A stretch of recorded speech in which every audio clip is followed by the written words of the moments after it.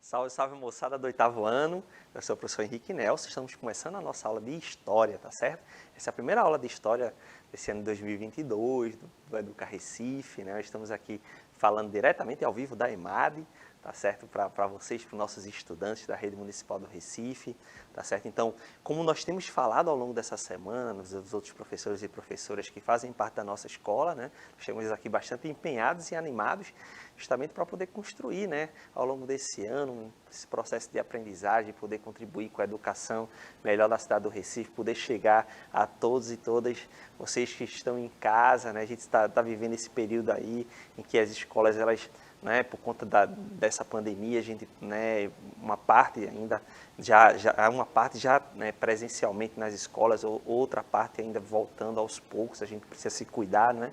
Mas enfim, então dentro desse processo a gente vai se ajeitando aqui, o nosso papel é justamente contribuir para o trabalho dos professores e professoras, né, da rede, né? Estamos trabalhando juntos e juntas aí para que possamos aprender, né? Para que a gente chegue a vocês, para que vocês tenham acesso ao conhecimento e a gente possa, né, conversar juntos aqui sobre os nossos diversos componentes, né? E aí o meu papel aqui é trabalhar com vocês história, e aí nós temos muita coisa bacana para trabalhar ao longo desse ano, né, do 8º ano, tá certo? Então esperamos que nós estejamos juntos aqui para, né, enfim, produzir da melhor forma possível, tá? Então, como eu disse, os temas do 8º ano são muito bacanas. A gente vai começar a partir das próximas aulas falando sobre iluminismo, falando sobre o fim da modernidade, as revoluções francesa, industrial, né? Enfim, todo um processo, né, de mudanças que a gente vai estudar, tá? Então é o seguinte, eu vou fazer os cumprimentos, né, para começar a aula. Jéssica, nossa intérprete de Libras, né, que tem esse papel tão importante para que as nossas aulas elas cheguem a todos e todas, seja de fato inclusiva, né? Então, obrigado a todos e todas intérpretes de Libras que fazem parte da nossa escola, da EMAD. E eu vou mandar aqui um abraço, um beijo especial aqui para minha avó, tá certo? Que está perto de completar 100 anos. Dona Branca, que está assistindo aí especialmente, tá certo? Então, beijo para a senhora, tá certo?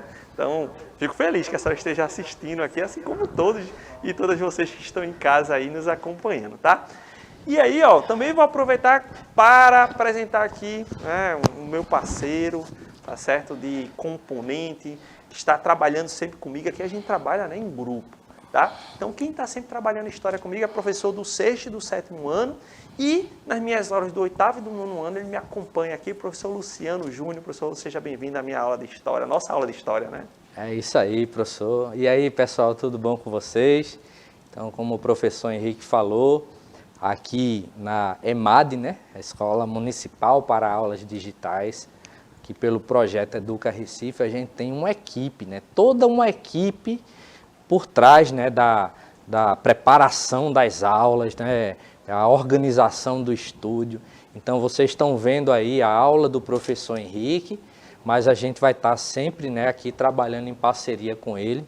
Então, a gente fica aqui no computador para assumir o chat, né? Quando vocês fizerem o download do aplicativo do Educa Recife, tiverem todos e todas enturmados, enturmadas, vocês podem acessar o chat, né, do aplicativo e interagir conosco ao vivo no momento que a gente está aqui na aula.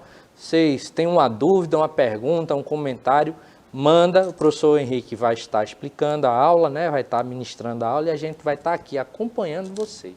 Então, joga aqui, a gente recebe, ou a gente responde, ou a gente joga a sua pergunta, o seu comentário para o professor responder ou comentar. Então, é isso, né? Professor Luciano, rapidinho aí, diz aí para o pessoal onde é que eles podem ou elas podem acompanhar nossas aulas e como interagir aqui conosco. Ah, isso é importante. A gente tem um aplicativo específico para isso. É o aplicativo do Educa Recife. Você joga lá na Play Store ou na Apple Store, pesquisa lá Educa Recife, ou, se você preferir, aqui no cantinho, ó, no cantinho da tela aqui, ó, os dois QR Codes, tanto para o Apple Store como para a Play Store. Aponta a câmera do celular, vai direcionar você para a loja de aplicativos, você faz o download, quando a escola lhe enturmar, você vai ter um login e uma senha. Com o seu login e senha, você entra e vai poder assistir pelo aplicativo as nossas aulas. E o melhor, professor, com a internet financiada. Então, você tem o seu plano de dados, né, ou a sua Wi-Fi em casa, você não vai precisar utilizá-los. Porque a internet, né, enquanto você estiver acessando o aplicativo, a internet é financiada, gratuita aí para vocês poderem acompanhar as aulas. Então é isso, né? Então, aproveita. Billy Boy, de novo o QR Code aí, por favor. Aí, ó, os 2 QR Codes. Aponta o celular, faz o download, já deixa o aplicativo instalado no celular, que quando a escola lhe enturmar, acho que a partir da próxima semana, estourando a outra semana, vocês já podem acompanhar as aulas pelo aplicativo. É isso aí, professor Luciano, muito obrigado. E só dizendo também que nossas aulas estão no YouTube, né? Então, elas vão para o canal do YouTube. A gente está aqui ao vivo, mas depois elas vão lá para o nosso repositório lá. Você pode acessar o nosso canal, se inscreva, se você ainda não é inscrito. Você pode procurar a aula de hoje, por exemplo, de História, e depois vocês podem assistir em partes, né? Vocês podem parar em algum momento para ter alguma dúvida, anotar, enfim. Então, temos várias possibilidades para acompanhar a aula e eu vou começar a nossa aula de hoje já dizendo o seguinte, né? A gente vai hoje fazer uma reflexão sobre o ensino da história, sobre o estudo da história, na verdade. Por que a história é tão importante, né? E aí, claro, essas questões a gente vai colocando ao longo do tempo, mas eu já vou mostrar para vocês o seguinte, né? Relações que nós podemos fazer com a história. Aqui a gente vai fazer uma relação bacana aqui com a arte, né? É um pintor chamado Peter Bruegel, ou Peter Bruegel, enfim, né, que fez essa pintura maravilhosa. Eu adoro essa pintura, né? Se chama Jogos e Brincadeiras Infantis, ela foi feita em 1560, né? Então, essa pintura, ela traz para a gente uma série de brincadeiras, de jogos que as crianças praticavam, realizavam naquele período. Estou falando do século XVI, num território onde hoje, basicamente, é a Holanda, tá certo? Então, lá ele fez um registro, nessa pintura aí, gente, tem mais de 80 brincadeiras que foram organizadas aí. Eu vou ampliar um pouquinho a imagem para vocês observarem melhor, mas antes eu vou deixar o seguinte: que brincadeiras você consegue identificar nessa imagem? Então eu vou deixar ela um pouco mais ampliada agora para vocês. Enquanto eu converso aqui com o professor Luciano, vocês vão observando aí, tá? Pode deixar aí na tela para o pessoal observar, ver quais são que elas brincam e a gente poder conversar aqui, né, professor Luciano? Tem alguma que você observa aí que já brincou? Ah, tem 2 ali, tem logo embaixo na tela aí, a gente observa os meninos brincando com a rodinha ali, né? Empurrando a rodinha com a varetinha, E a gente fazia isso na minha infância com pneu de bicicleta ou com a jante, né, da bicicleta, né? E lá em cima tem uma brincadeira que eu conheço como o amassar batata, olha, lá em cima, que é aquela onde vocês observam no meio aí da tela, tem umas crianças, né? Um guri aí abaixado e outro pulando ele, né? Coloca as mãos nas costas dele e pula, né? Tem uma sequência, na verdade. Tem 1, 2, 3 abaixados e vem pulando aí, né? Isso. O meu pessoal, né? Quando era criança, o pessoal chamava isso aí de pataca de burro. E aí, saia pulando, né? É isso aí, Billy, que o pessoal brincava também. O Billy está dizendo que também chamava de pataca de burro. Bia em Maranguape também está dizendo que era desse jeito, né? Era assim também em Maranguape. Eu acho que é por região. Vocês são da região de Paulista. Aí lá em Paulista é pataca de burro, mas lá na Várzea era amassar batata. Pois é, você falou do gira-gira, tem a pataca de burro. A gente tem cabo de guerra, seu rei mandou dizer, sabe? Tem tanta coisa aí. Eu falei, mais de 80 brincadeiras, como eu falei, né? O pessoal está brincando de cavalinho, tá? Tem um menino brincando em cima de um tonel, inclusive, né? Algumas brincadeiras a gente consegue identificar. E por que a gente consegue identificar? Então, vamos voltar aqui para a gente poder pensar o seguinte, né? Nós conseguimos identificar essas brincadeiras porque elas permaneceram, elas estão presentes no nosso cotidiano hoje. Apesar de que a gente tem brincado cada vez menos nas ruas, né? As nossas crianças, e vocês, né, no 8º ano, né, também tem essa experiência, né? Então, tem brincado menos nas ruas. Então, essas brincadeiras, muitas delas vão ficando cada vez menos usual, né, menos praticadas. Mas elas ainda estão aí presentes, vivas. Nem todas, né? Talvez a gente não consiga entender o sentido de alguma que esteja aí. Assim também como vieram outras. Eu lembrei, né, eu vejo essa imagem, eu lembrei de uma conversa que eu tive com a turma do 6º ano, e eu perguntei para eles assim, olha, E videogame, o pessoal está jogando videogame aí tiveram um certo, professor, dentro de casa talvez a imagem não mostra, né? Mas deve ter alguém jogando videogame dentro de casa. Eu digo, será? A gente está com a imagem aí de 1560. Será que 1560 tem videogame?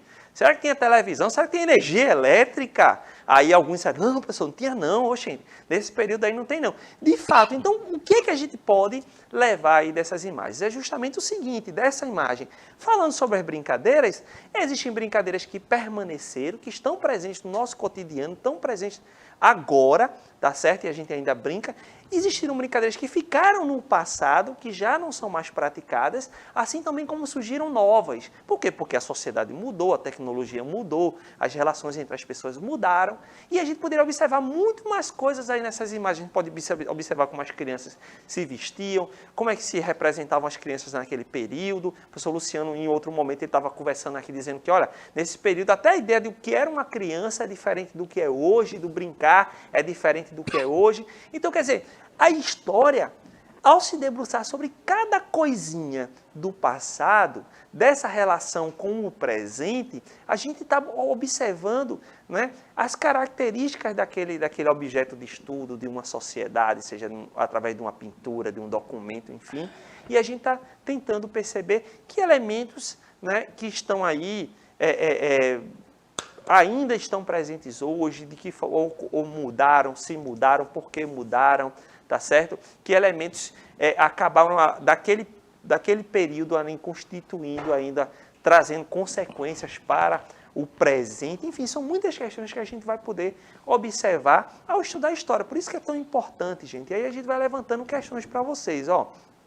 Aí eu pergunto o seguinte, né? Observando a imagem, podemos afirmar que os jogos e brincadeiras infantis mudaram muito do período da pintura, né, que 1560, do quadro, até a atualidade. Há muitos elementos de permanências quais? Então eu vou fazer o seguinte, né? Sugiro que vocês conversem com os professores e professoras de vocês, na escola, levem para os colegas, né? Que elementos mudaram tanto, observando essa imagem do Peter Bruegel, né, jogos e brincadeiras infantis, e o que é que permaneceu. Faz uma lista aí pra gente, olha, eu consigo identificar isso e isso, o pessoal aqui na comunidade ainda brinca. Essas coisas aqui não existem mais não. E o que foi que a gente acrescentou? Eu inclusive penso o seguinte, sabe, professor Luciano, que a internet, né, o videogame, essa tecnologia toda acabou impactando muito esse mundo das brincadeiras e dos jogos, e eu penso que a gente tem vivido um processo de mudança bastante acelerada mais recentemente, não é verdade? E a gente observa isso, né? Hoje, se você para observa aí na sua rua, a quantidade, né, de crianças brincando na rua, ela hoje é menor do que provavelmente era na época que a gente era criança, né? Lembro que por volta dos meus 12 anos, ainda século passado, professor.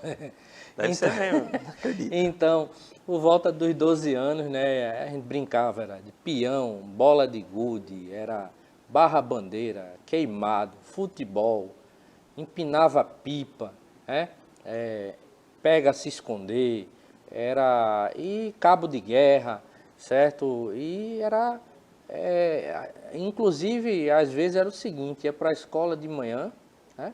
Ia para a escola pela manhã, quando voltava, fazia as atividades e ia lá para frente de casa, né? Ou para a esquina da rua de casa para brincar, e a gente só voltava no final da tarde, já para tomar banho, tomar café e se organizar para voltar no outro dia e ir para a escola de novo.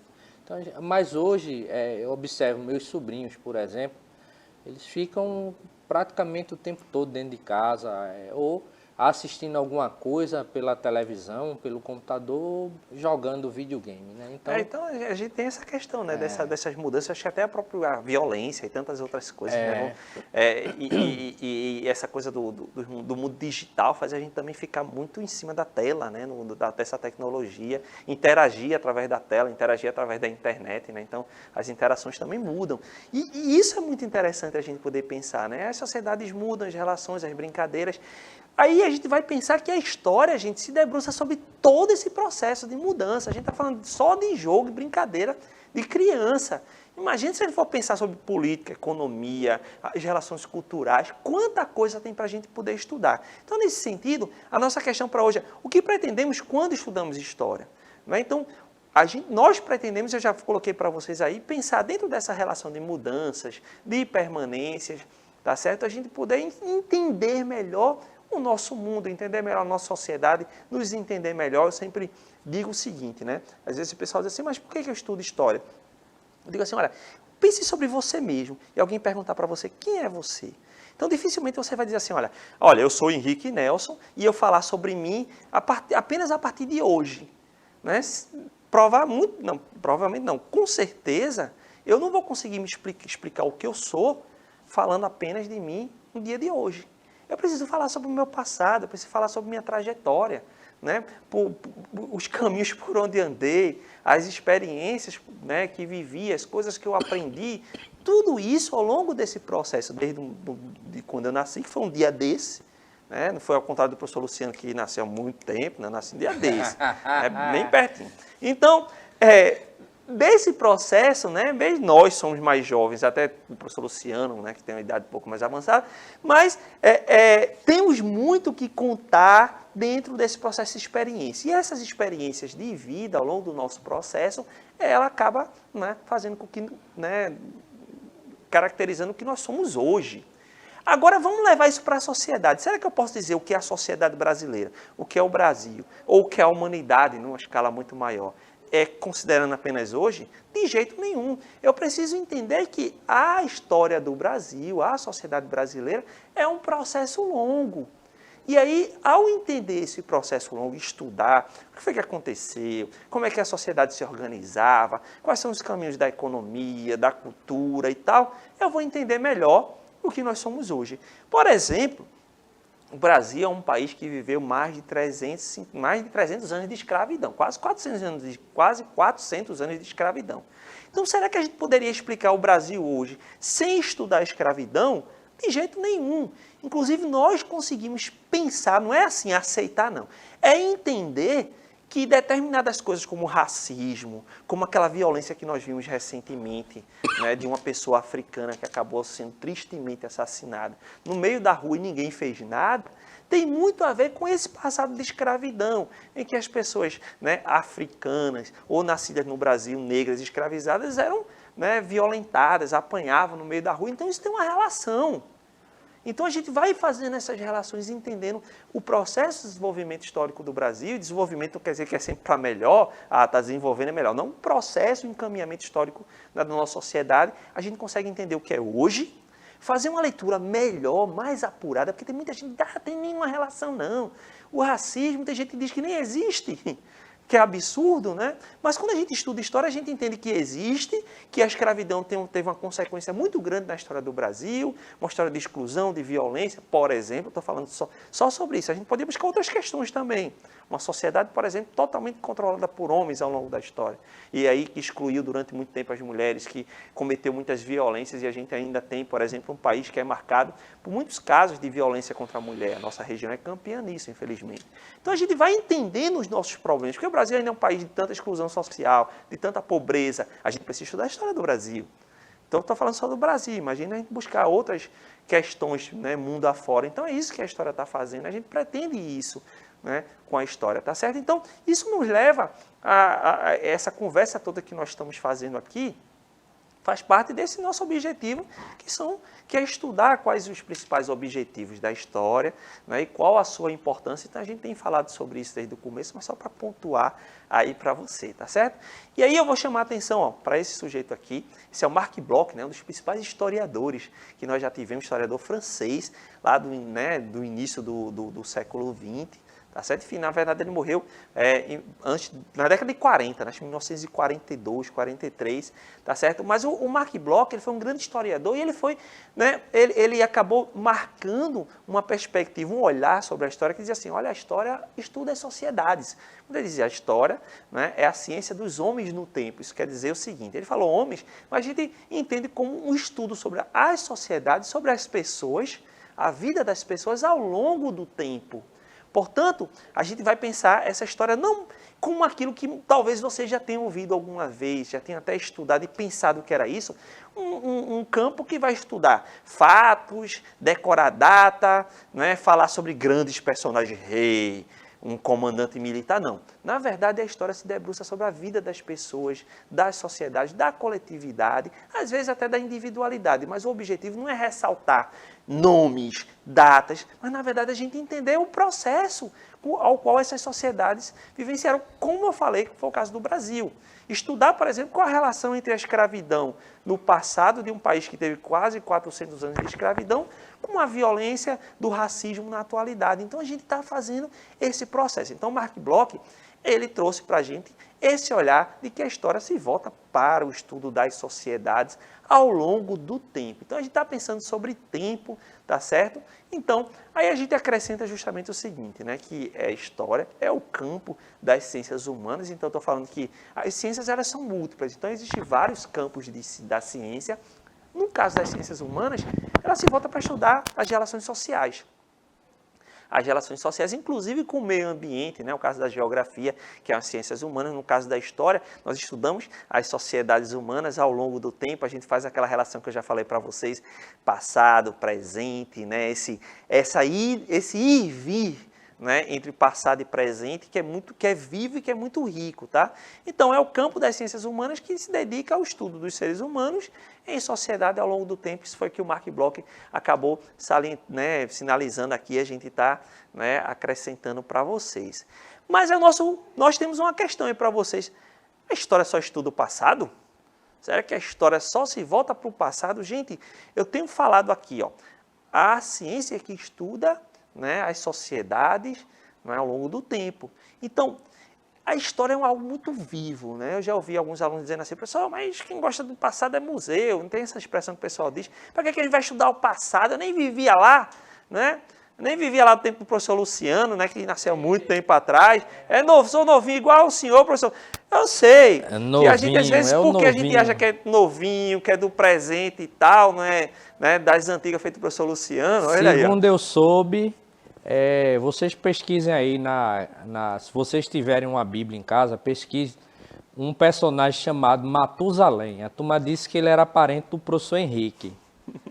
Vocês pesquisam lá e vocês vão ver, né? Rapaz, veja só, eu faço igual o professor de geografia, né? Aqui, ó. Né? Veja aqui, eu não sou, né? Então, mas voltando aqui a nossa questão, então, o lance é o seguinte, a história, gente, ela se volta para o passado, mas é um campo de estudo que está muito focado no presente. Se engana quem pensa que a história só olha para o passado, porque é o seguinte, quando a gente estuda o passado, quem está estudando o passado é quem vive no presente.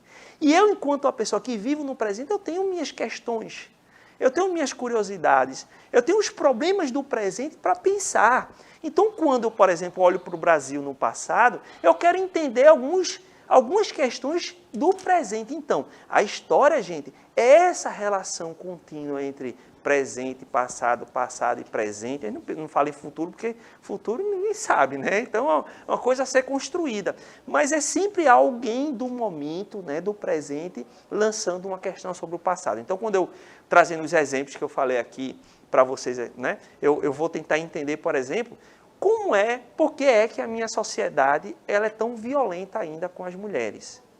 Por que minha sociedade, embora eu viva, por exemplo, num país tão rico feito o Brasil, ainda existe tanta pobreza? É uma questão do presente, não é verdade? Então, com essa questão do presente, eu vou olhar para o passado e vou entender que, ao longo da história do Brasil, nós tivemos processos que excluíram uma parte da população, que escravizou, né, que não permitiu que ocupassem espaços, não se possibilitou direitos, se cometeu violência para que grupos não tivessem direitos. Então, a gente vai entendendo melhor esse quadro do presente. Portanto, a gente precisa, né, observar isso muito bem. Então, olha aí. Então, a história analisa, né, as diversas relações humanas, comparando presente e passado. Então, as relações podem ser, vou dar exemplo para vocês, políticas, econômicas. A gente estuda, por exemplo, o passado da economia açucareira, então a forma da gente poder entender, né, esse desenvolvimento da economia açucareira. A gente pode pensar sobre as relações culturais, seja das histórias das religiões, da música, como eu comecei com a pintura aqui do Peter Bruegel, a gente pode falar sobre cultura, né, ou seja, desenvolvimento da arte. Daqui a pouco tem aula de arte com a professora Vilma. Então, é uma coisa que vocês veem que tem muita história nas aulas de artes, né, porque ela está fazendo essa reflexão como essa arte ela vai se configurando e mudando ao longo do tempo também. Né? Então, tecnologia, a gente falou aqui sobre jogos e brincadeiras. Então, a história estuda um quadro muito vasto de elementos, né, ao longo do tempo dessa relação presente e passado. E aí, gente, já chegando ao final, é importante entender que esse tempo histórico ele é múltiplo, né? Ele é marcado pela multiplicidade. Isso quer dizer assim, são vários tempos que estão ali enredados, misturados, porque enquanto para alguns elementos há muita mudança, convivendo no mesmo espaço há permanências, há coisas que não mudaram. A paisagem não muda, a tecnologia muda, basta a gente olhar para a cidade. A gente chega na cidade, a gente vê um tempo múltiplo, vários tempos ali presentes, na arquitetura do passado, nas práticas sociais do presente, na tecnologia do presente.